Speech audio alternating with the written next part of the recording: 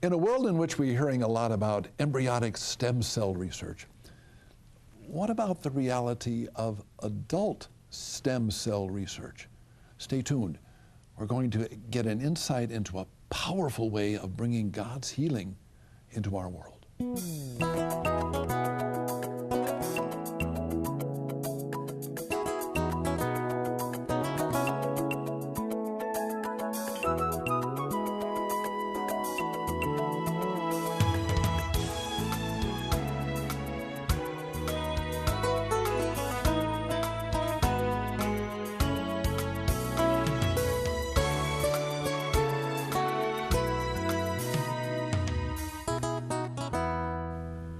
Hi, my name is Father Mike Manning. God bless you. We're going to be talking about a very powerful way of bringing Jesus' healing into the world today. We do hear a lot about embryonic stem cell research, and as Catholics, there's a real hesitancy about that because we're dealing with something which is a gift from God that seems to be killed. But there's another reality of stem cell research, and that's dealing with adult stem cell. It's taking things from our own body and bringing healing to our body in a powerful way. I've got a new friend that I'm delighted that you've come. Carl, thank you so very much for coming and being with us. I first met you through your wife. I was with Janet at a gathering of communicators in Los Angeles. And fortunately, she was sitting next to me at the table where we were having a brunch. And she felt very blessed by that. Well, I was blessed with her, and she was full of life, and she started talking about your work. And my eyes lit up because I thought, wow, you're dealing with something which is a little bit of a contrast to this world of embryonic stem cell research, which the church is very hesitant to move into, even though there's all this promise of great things happening. But there's also a great deal of promise with something which is stem cell research. Could you tell us a little bit about this adult stem cell? Tell us a little bit about that, would you? Well, I think first you need to go back and look at stem cell research as more of a global term. Okay. And subsets of that would be embryonic, as you mentioned, but then you also have multiple layers of non-embryonic stem cell, so that you have placental stem cells. Now, what is that? What is placental? So those are stem cells that are actually harvested from the placenta. At birth? At birth, after birth. And that's a physical reality that's filled with all kind of life and nutrients. It's nutrients and exactly. It's very rich. And this is something that the embryo, that baby, gives us, but it is not taking anything away from that. The life of the baby. That life of the baby. And so to us, that has always been a very, very strong, clear distinction, and it is mechanically or physically a distinction. A gift from God in many ways, a gift from the baby and saying, here's who I am. Absolutely. And of course there are groups now who, from that event, actually save stem cells from that placenta and freeze them, and then if later in life you need help with a kidney or pancreas or whatever, then those stem cells may in fact be there. And they're right there. They're right there. The other. Let me ask you this: what is a stem cell? Could you explain that to me? I don't quite understand. I don't have a medical background. I love medicine, but I'm not a physician. So I've always looked at the idea of stem cells more from a mechanical perspective. Fine. Yeah. Great. And I think one of the best ways to look at a stem cell is like a coach or a leader, someone who is there to excite you, to stimulate you, to encourage you to step out and do the next right thing, let's say. All right, I like that. And so a stem cell is a cellular component or little entity that can in fact change into other types of cells. So it could become bone, it could become muscle tissue, tendon, other types of cellular structures within your body.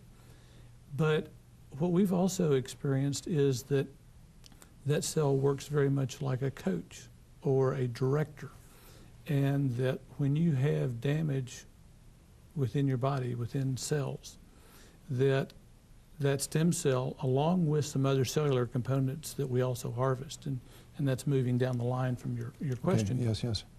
But that stem cell, along with your platelets, and platelets contain alpha granule packets. They're like little baggies.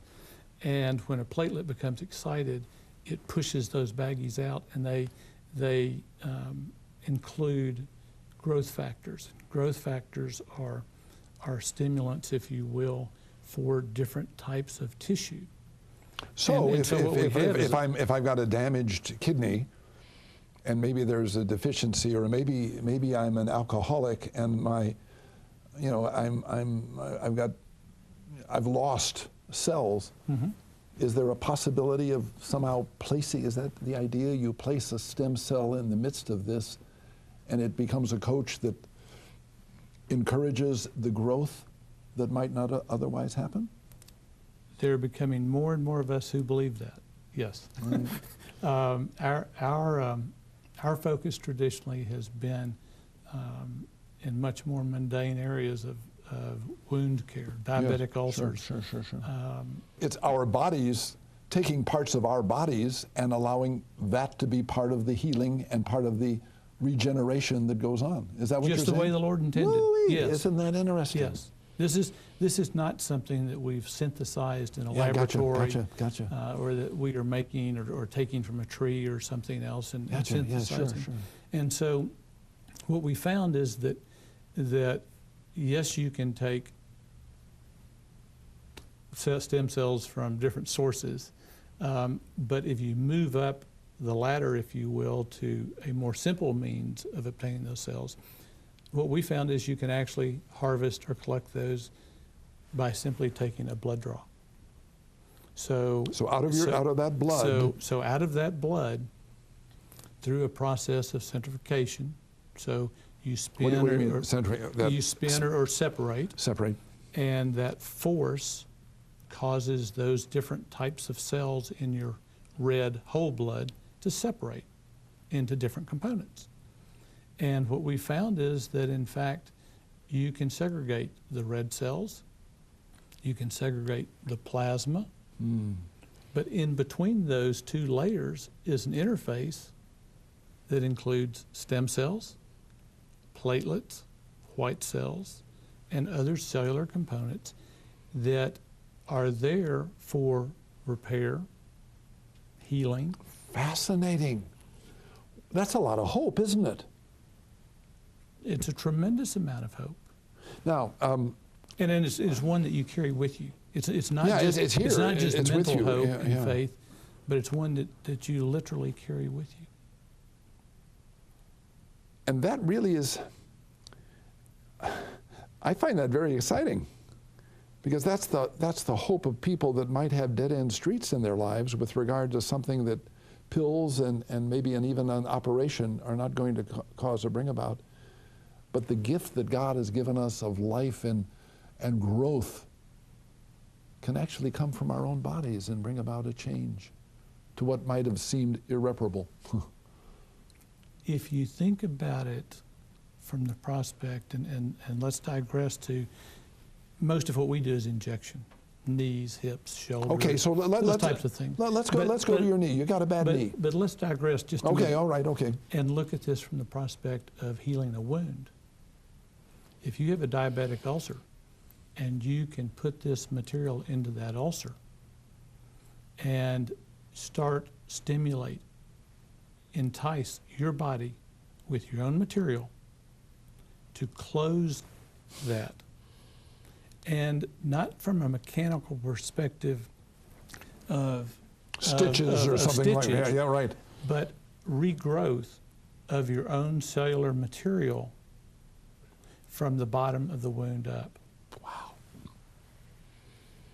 Carl, We have a common friend, Susan Stafford. She was the first Wheel of Fortune girl that did things, and she's done a marvelous. She's quite a lady. She's a great lady. Phenomenal. She's given herself to the dying, to the sick, and done marvelous things. But I just finished reading her autobiography, and she tells the story of coming to you and coming to your team of people. Mm-hmm. And she was able to move from a chronic pain that had never left her for many, many years.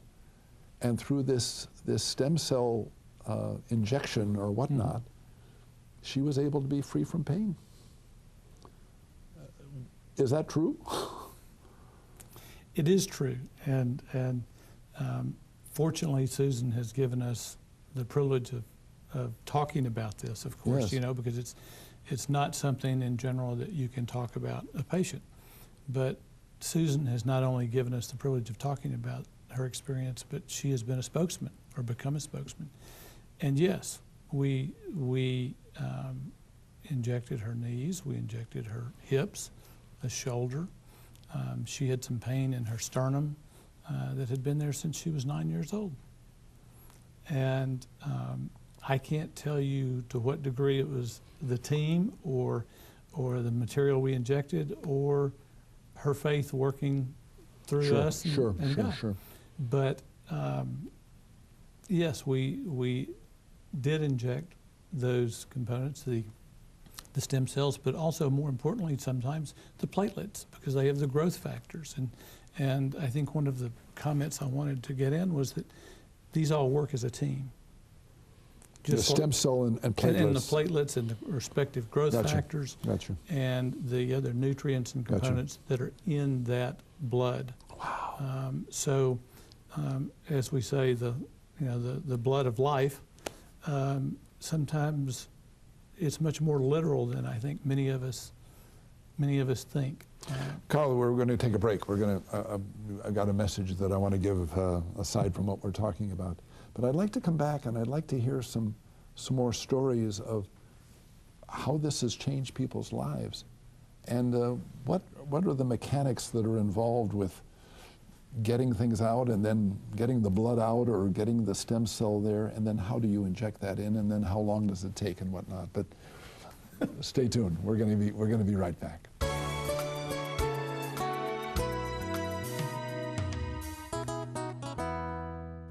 I am very excited to tell you that I have written a book, and I want you to be able to read it.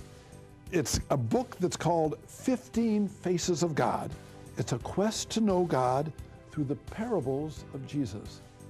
I've labored with this book for a long time, and it's been a real labor of love, because I feel that through this insight into the parables, we are opening up a wonderful insight into God. Now, I believe that Jesus was continually giving parables. They were ways of his getting out to many people, not just the people that went to synagogue and religious people. But parables were allowing him to get to the vast audience. And I couple that with the reality of how deeply Jesus loved his Father. We read in the Gospel of John time and again, I come to do the Father's will. And when they asked him how to pray, it wasn't, pray the name of Jesus. No, my Father. And what I've done is I've taken 15 of these marvelous parables, some maybe those that you hadn't heard too much about, and I allow us to open up the door of an understanding of who just God is. Some of the insights into God: searching, humble, giving, celebrating, loving, authentic, generous, trusting, and even optimistic. Please, for your gift and donation to the ministry of $20 or more, I would love to send you this book. And not only are the lessons there, but there's a chance for you to have deep discussions because of questions that I presented. Remember, 15 Faces of God.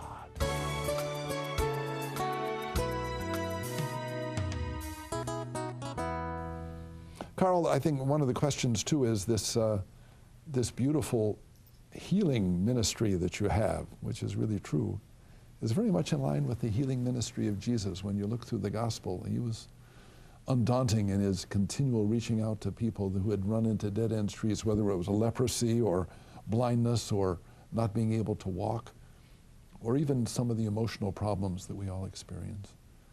He brought healing to them, you know. And I think it's important that we realize that when we are commissioned by Jesus to continue that as Christians, you know, that's our job. You know, we're called to do that. I think one of the aspects is that we pray with people, and we believe that, you know, if I put my hands on you and I pray with you, God will bring a change. You know, that happens. But there's that whole other aspect, and that's the whole aspect of our research and medical world and what you're doing with stem cells, that I think is a vital part of this whole healing ministry of Jesus that we can't ignore. Does that make sense? It makes a tremendous sense. Yeah. And it's one that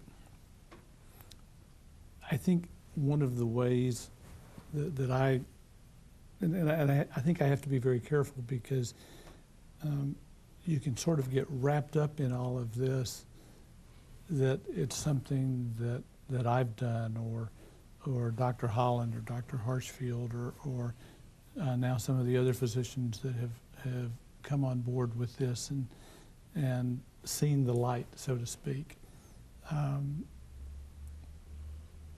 This is something that, even though I was very interested in medicine growing up,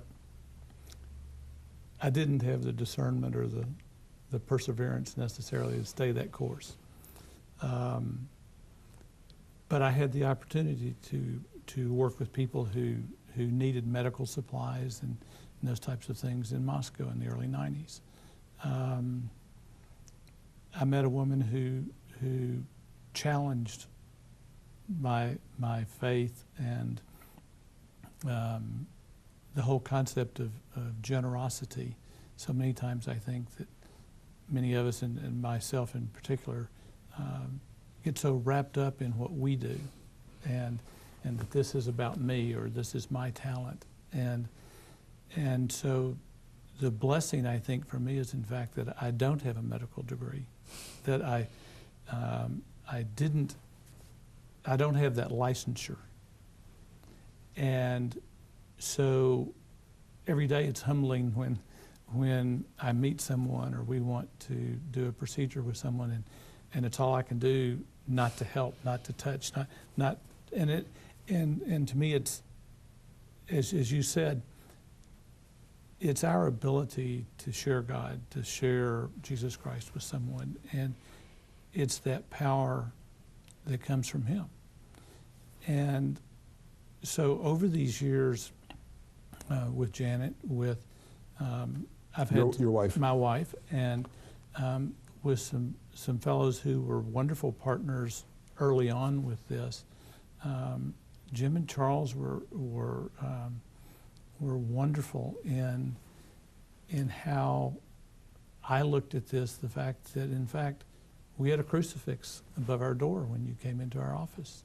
I still carry that forward, and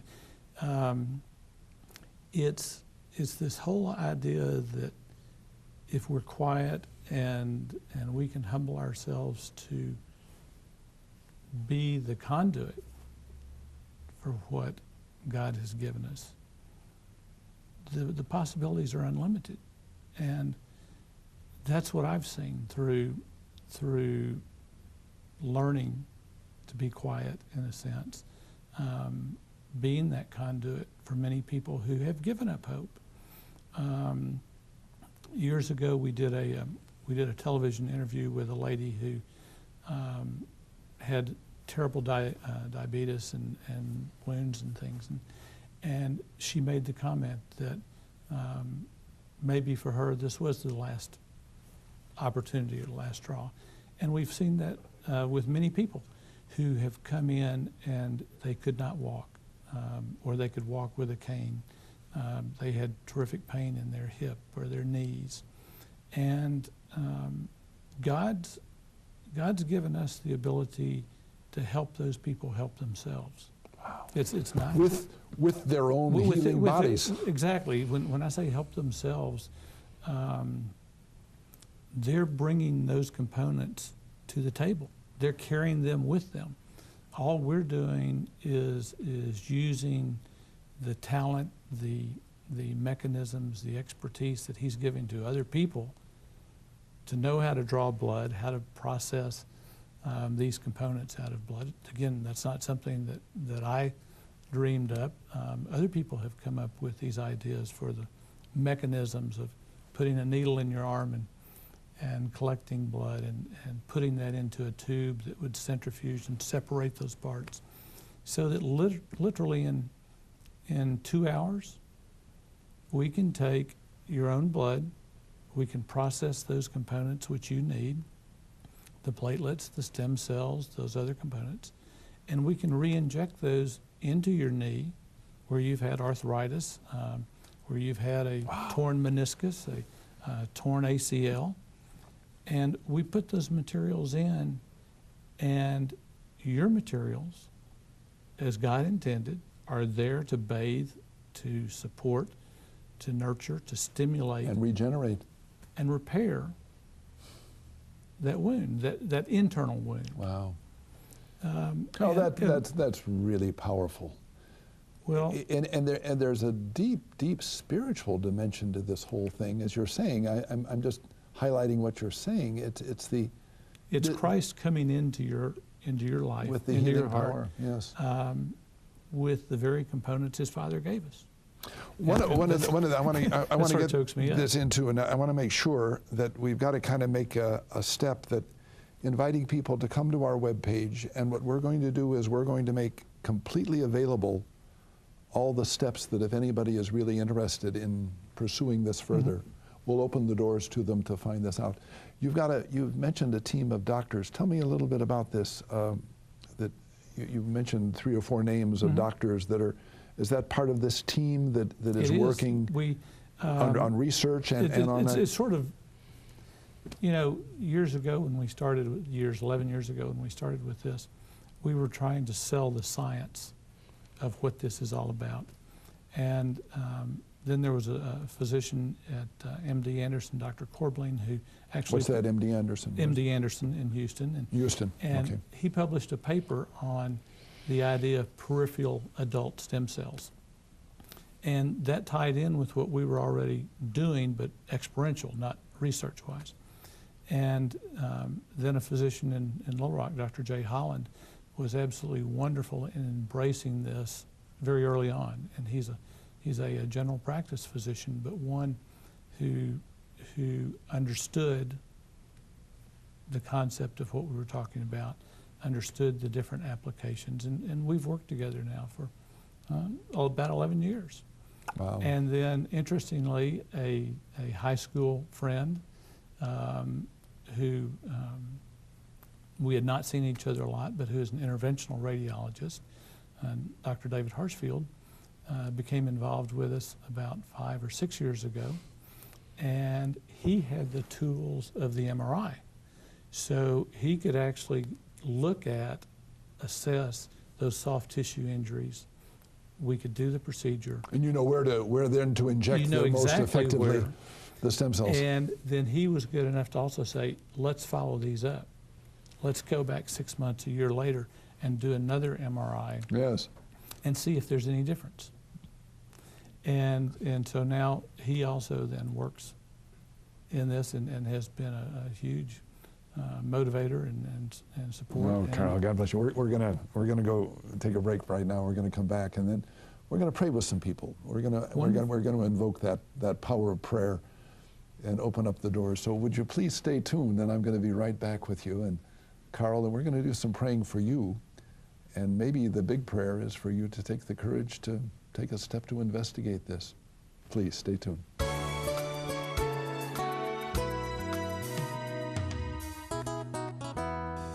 I am delighted to tell you that I've written a book, and I'd love for you to get it and read it and be blessed. I've worked on this book for many years, and I believe that if you read it, your relationship with God is going to grow very, very deep. it can be a blessing. It's called 15 Faces of God. What I've done is I've taken 15 of Jesus' parables and allowed those parables to be a door that opens to us through Jesus into who God the Father is. Oh, you're going to be really shocked in many ways, but also blessed by the insight of God as a searcher, as an optimist, as a lover. Please, for your gift of $20 or more, I would love to send you this powerful book. Remember, 15 Faces of God. I want you to be blessed.